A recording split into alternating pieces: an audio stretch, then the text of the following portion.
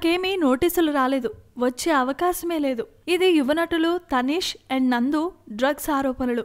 ఈ నేపథ్యంలో తెరపైకొచ్చిన నోటీసుల వ్యవహారంపై వారు స్పందించిన తీరు ఈ విధంగా ఉంది.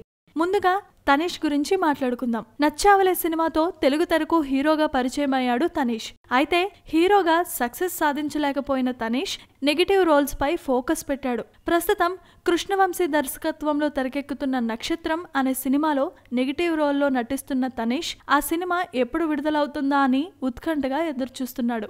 సక్సెస్ లో రానంత మాత్రాన డ్రగ్స్ తీసుకుంటామా? నా కుటుంబానికి ఇప్పుడు నేనే పెద్ద దిక్కు.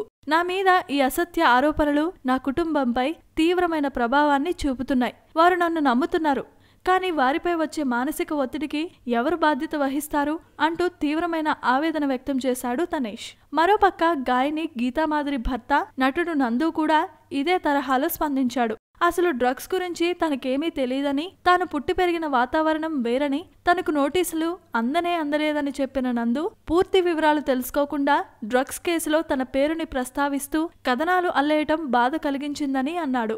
మేమే కాదు, మాకు తెలిసి టాలీవుడ్ లో డ్రగ్స్ తీసుకునే వారెవరూ ఉండకపోవచ్చు అంటూ అటు తనీష్ ఇటు నందు, ఇంకో పక్క ఇదే కేసులో నోటీసులు అందుకున్న సుబ్బరాజు సైతం ఇలా వ్యాఖ్యానిస్తూ ఉండటం గమనార్హం.